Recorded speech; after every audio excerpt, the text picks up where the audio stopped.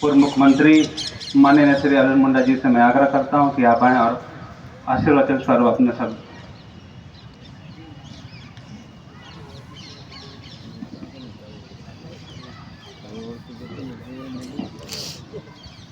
वनवासी कल्याण केंद्र के झारखंड प्रांत के इस फुटबॉल प्रतियोगिता में हमारे विशिष्ट अतिथि जमशेदपुर वुमेन्स यूनिवर्सिटी के कुलपति प्रोफेसर डॉक्टर अंजिला गुप्ता जी, हमारे मुख्य वक्ता क्षेत्रीय संगठन मंत्री वनवासी कल्याण आश्रम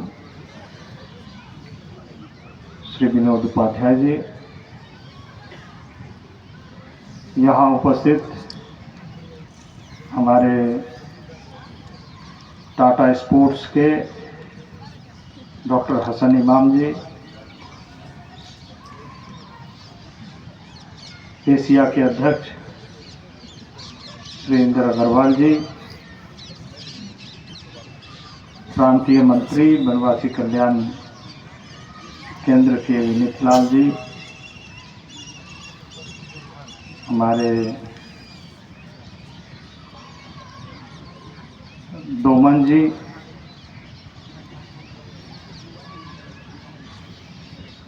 प्रफुल्ल अकांत जी और मंच का संचालन कर रहे हमारे सुधा बिरुली जी, उपस्थित आप सभी प्रबुद्धजन, वनवासी कल्याण आश्रम से, वनवासी कल्याण केंद्र से जुड़े हुए वर्षों से ऐसे सभी महानुभाव, और आज यहाँ खास तौर से उत्कृष्ट प्रदर्शन करते हुए रोमांचक खेल खेलने वाले हमारे सभी फुटबॉल के प्रतिभागियों, खिलाड़ियों और प्रेस के मित्रों, इसी मैदान में अभी आप देख रहे हैं एक तरफ आर्चरी का प्रैक्टिस भी चल रहा है और इधर फुटबॉल का मैच भी हुआ। और यहाँ मैं देख रहा हूँ गढ़वा से लेकर पश्चिम सिंहभूम तक, यानी उत्तर प्रदेश की सीमा से लेकर उड़ीसा और बंगाल के सीमा तक के सभी जिलों के ऐसे प्रतिभावान खिलाड़ियों ने आज यहाँ भाग लिया और बहुत अच्छे ढंग से इसका आयोजन हुआ। मैं वनवासी कल्याण केंद्र के सभी आयोजन समिति के सदस्यों को बहुत बहुत बधाई देता हूँ कि इतना अच्छे ढंग से इस खेल का आयोजन किया। और एक जो इच्छा थी वनवासी कल्याण आश्रम का, जो बच्चे हमारे गांव में फुटबॉल का खेल खेल रहे हैं, उन्हें खेल के साथ एक एक्सपोजर कि ऐसे मैदान में वो खेले जहाँ कुछ अपने साथ ऐसे पाथे लेकर के जाए, उनके साथ ऐसी स्मृति जुड़े जिससे आने वाले दिनों में और अधिक गांव के ऐसे खिलाड़ियों को प्रेरित कर सके। और ये बहुत ज़रूरी है कि न केवल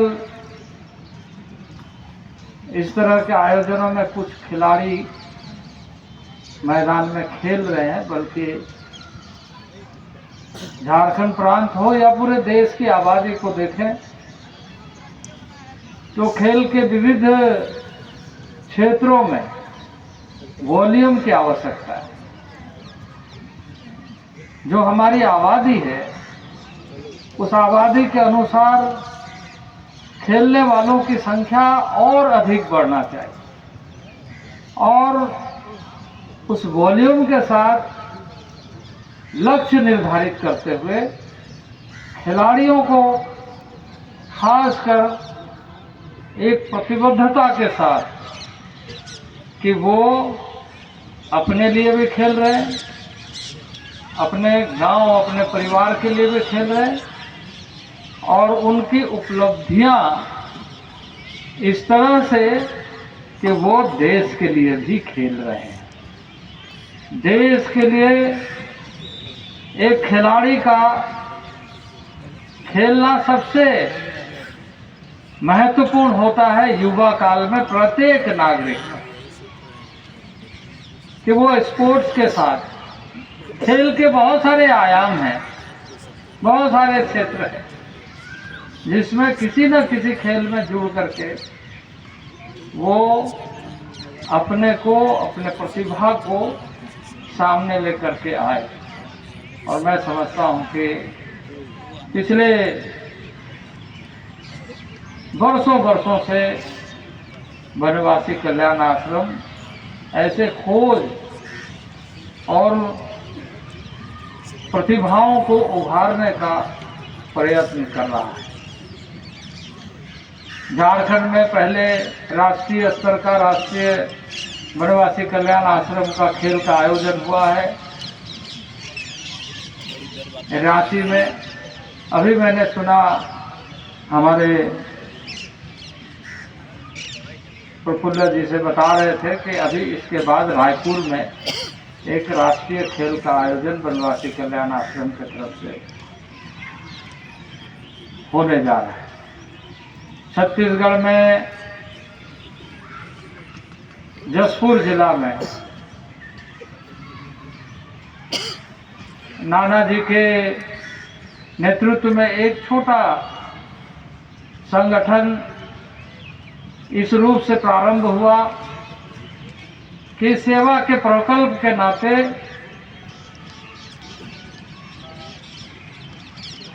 इस क्षेत्र का कार्य होना चाहिए। एक विजनरी, एक दूरदृष्टि और एक युग दृष्टा के रूप में वह संस्था खड़ी हुई और हम सब आज देख रहे हैं कि देश भर में जनजातीय क्षेत्रों में, आदिवासी क्षेत्रों में ऐसे प्रतिभाओं को उभारने का, शिक्षा में, स्वास्थ्य में, ग्रामीण विकास में कार्य जहां आगे बढ़ रहा है वहीं ऐसे श्रेष्ठ कार्यकर्ताओं का निर्माण भी हो रहा है। मैं यहाँ के खिलाड़ी जो इस खेल में भाग ले रहे,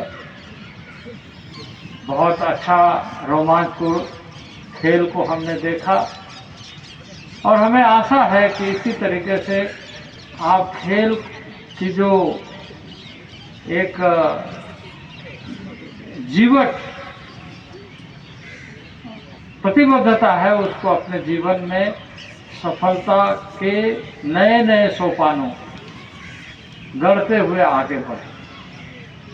मैं खिलाड़ियों से इस बात के लिए कि आप सुदूरवर्ती गांव, मैं अभी जब परिचय ले रहा था तो बहुत सारे बोकारो से आए, पर बोकारो के कई गांव से जुड़े हुए, वैसा ही सरायकेला में भी कई गांव से जुड़े हुए खिलाड़ी यहाँ पर परिचय के दौरान हमने उनका परिचय प्राप्त किया। इस तरीके से पश्चिमी सिंहभूम, सिमडेगा से लेकर के कई जिला, लोहरदगा, चतरा, गुमला, रांची, पलामू, गढ़वा, लातेहार सभी डिस्ट्रिक्ट से आए। आपको अपने को इस तरीके से लक्ष्य बना करके खेलना है ताकि आपसे लोग प्रेरित हों। एक सहज खेल गांव का फुटबॉल है, इसके अलावे भी बहुत सारे खेल हैं। किसी न किसी खेल में आपको देखकर लोग खेले। हमारे हसन इमाम जी यहाँ पर है, अभी उसकी चर्चा भी कर रहे थे। इसी मैदान से दीपिका निकली है, लेकिन इस मैदान में आने से पहले वो खरसवा में हमारे घर में रह के 1.5 साल ट्रेनिंग दी, और 1.5 साल ट्रेनिंग देने के बाद उस समय उसकी शरीर ऐसा थी कि ये रिकव कंपाउंड उठाने की उसमें क्षमता नहीं थी, इतनी छोटी थी, लेकिन उसमें जीवटता थी, उसमें खेल के प्रति एक समर्पण दिखा। और उनको हमने कहा कि जाओ यहाँ से सुदूरवर्ती रांची के पास के रहने वाले, उनके फादर ऑटो रिक्शा चलाते, वो आए हमारे पास। हमने कहा कि खरसवा में रहेगी? बोले हाँ रहे। हमने कहा जाओ वहाँ रहो, हमारे घर में वहाँ रही 1.5 साल। सुदूरवर्ती गांव का घर में साधन कुछ नहीं है, सुविधा बहुत कुछ नहीं है, पर वहाँ 1.5 साल तक वो सीखने की, उसके अंदर की जो प्रतिभा उसे उकेर रही थी निर्माण के लिए, उसकी संभावनाओं को वो स्वयं से कैसे आगे लेकर के आए, उसके अंदर हमने देखा। और 1.5 साल रहने के बाद उसकी हाइट भी बढ़ी, शरीर भी ठीक हुआ, तीर धनुष लेकर के आर्चरी में वो आगे बढ़ी। और फिर टाटा एकेडमी ज्वाइन करने के बाद आज सबसे कम आयु की पद्मश्री अवार्डी अंतर्राष्ट्रीय तीरंदाज है। तो फुटबॉल में भी ऐसा है, बहुत सारे खिलाड़ी आपके आदर्श हैं, जिनको देख करके, जिसको समझ करके, जिसको आदर्श मान करके आप आगे बढ़े। प्रत्येक क्षेत्र में संभावना है, और भारत तो संभावनाओं का, प्रतिभाओं का सबसे बड़ा भंडार है। सिर्फ उसे उभारने के लिए अपना कमिटमेंट चाहिए, अपनी प्रतिबद्धता चाहिए। जिस कार्य को आगे बढ़ाने का काम बनवासी कल्याण आश्रम कर रहा है, और मुझे खुशी है कि इस मैदान में आज सभी खिलाड़ियों को खेलने का मौका मिला। काफ़ी जद्दोजहद हुई इसमें, कई बार तिथि में परिवर्तन हुआ, लेकिन मैं बनवासी कल्याण आश्रम को भी मानता हूँ कि यह पीछे पड़े रहे कि मुन्ना जी हम लोगों को, हम डेट बदल दिए, उस डेट में आप बात करिए, हमको मिल जाए। मैंने भी फिर बातचीत किया और ये हो रहा है, हो चुका है। तो बहुत अच्छा प्रदर्शन आप लोगों ने किया। इसी तरीके से, जिस तरीके से बनवासी कल्याण आश्रम ने एक्सपोजर के लिए सारे खिलाड़ियों को इस मैदान में खेलने के लिए हर तरह का प्रयत्न किया, उसी तरीके से खिलाड़ी अंतर्राष्ट्रीय खिलाड़ी बन करके उभरे, ये शुभकामनाएं देते हुए हम अपनी वाणी को विराम देता हूं। बहुत बहुत धन्यवाद।